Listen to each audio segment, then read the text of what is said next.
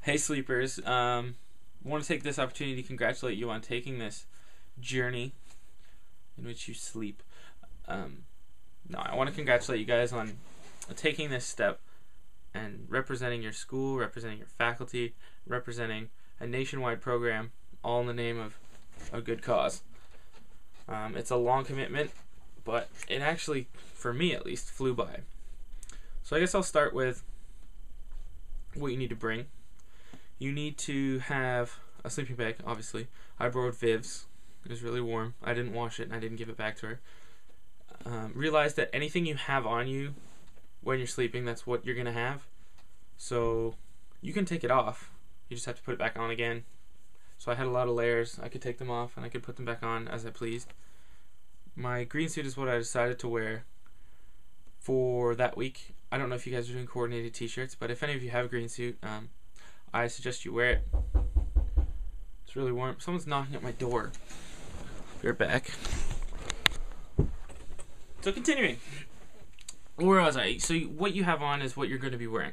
So bring layers. You don't know what the weather's going to be like. The year before we did ours, it was summer paradise. The year before we did ours was winter death storm. The opposite. And the year we did ours, it was summer paradise. So realize that the weather is also kind of going to dictate the tone of the campaign as well. So bring a variety of clothes that you can change into and out of.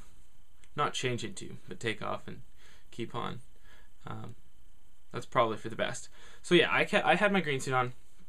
It kept me really warm, but I could also tie it down during the day, and then I'd be a little cooler. It's going to get really cold at night. The sun goes down, go figure, and that makes everything a lot cooler. So you might be fine when you go to bed, but like if you fall asleep with your arm out of the sleeping bag or it's a little too low, your whole body takes a hit for that. So be smart when you sleep. Try and snuggle next to someone, or make a move on someone during the night, and that'll probably work out best. Stay nice and warm. Maybe share a sleeping bag. But like I said, keep in mind anything you bring is probably going to get really smelly. Sometimes you won't be able to get the smell out of it. Like I wore a pair of work boots, snow boots. I still can't get the smell out of those. Still wear them. No, I don't. I could. I might have. I kind of do. But don't bring like your favorite shirt. I don't know why you would, but don't. Gloves, hat, all that stuff. Okay, so that's pretty much what you need to bring. In terms of preparing yourself for the experience, realize you're an ambassador for the school, for the program, being both commerce and 5 days. Also for the faculty, you know what I mean? So you're there for a number of different reasons. You're going to be pulled in all kinds of different directions. You'll have school commitments, maybe society commitments, extracurricular commitments. It's okay to realize that you're a volunteer doing this. Your will is probably going to break at some point. You know what? Like if you're out there cold, I'm sure some of you are going to slip indoors at times. That's okay. It's not. We don't want you to do that, but we realize you're human beings, okay? So if you have school, what I'm trying to get at is if you have school commitments and things like that, we expect you to keep up with all of those normal duties, right? So don't be shirking things for this. Not class, because I don't advocate going to class. But yeah, so other things to remember are you're going to get a variety of questions from people during the week. Where you are positioned, a lot of students are just going by on their way to school. You'll notice like when it's dead and when it's at peak times.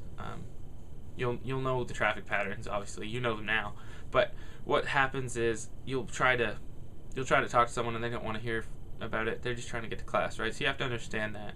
You won't be doing panhandling this year, which is a huge plus because last year it just kind of tarnished the image of us a little bit. We had to deal with, more often than not, which was upsetting, people coming up and saying like, well, why are you doing this? Like, aren't you making fun of homeless people? Stuff like that. I didn't like it. I tried to deal with those questions as best I could. You're always going to have to kind of have a positive attitude out there. But my advice in dealing with those questions is knowing as much about the program as possible. If you have questions, like, ask Greg, ask Dave, ask Viv, ask Ashley, any of those people, they've worked with it before, they know what to expect. It's not a mystery to them. So if you're wondering, what do I say to this person, just figure it out beforehand. Greg was huge for us. He took care of a lot of the media attention. We didn't have to deal with any of that because him and Martin were always fielding questions. So maybe you want to designate some of your sleepers to do that so you don't have to worry about it. The media is going to be waking up in the morning. They're not going to be very nice. Come here and say this soundbite, and then come here and say this soundbite again, and come here and say, you know what I mean? It's very repetitive. So yeah, designate one person to do that job. But other than that, you're going to draw support from the sleepers, and you're going to draw support from the team. Make sure your team is accountable to you. Like if you're starving or something, and like really hungry, I mean it, no one's giving you any food, don't ask them for it because that defeats the whole purpose. But let them know that they're there to make sure you're okay, even if it's not making sure you're some pampered person, but make sure that you're all right. Try and keep at least 2 people at the site at all times. It was embarrassing last year. Sleepers become hot commodities. Like, we need a sleeper to go do this, we need a sleeper to go do that, you know what I mean? And there were times when I don't think there was a sleeper at the site, and that's not acceptable. So always try and keep a minimum of 2. You have a bigger team this year, so that's great. But I'm sure, Greg and I have talked about this before. He's aware of all of those concerns. But just be aware of the fact that there needs to be someone at that site at all times. And it's easier said than done. I get that. But yeah, my biggest thing, keep the team accountable to you. Make sure that everything's going okay with the sleepers. If you have conflicts with the team or with the sleepers, get them out in the air now. Well, not now, but like if someone's jabbing their foot into your back or something, and you're just gonna sit there and not tell them, or like if they said something that really offended you, or like they're chirping you for not being at the site, but you've tried your best to be there all day. You know what I mean? Like, air those concerns. Don't let them sit for a week, because then you can have an explosion on like closing ceremonies, and then closing ceremonies are ruined. You know what I mean? So yeah, deal with conflict as you see fit, but yeah, be smart around the site. Don't be doing things that you wouldn't do in front of faculty members. This is my second take of doing this, so I don't know if I mentioned that already or not. Don't bring foam to put under your mattress, Greg. Don't bring deodorant.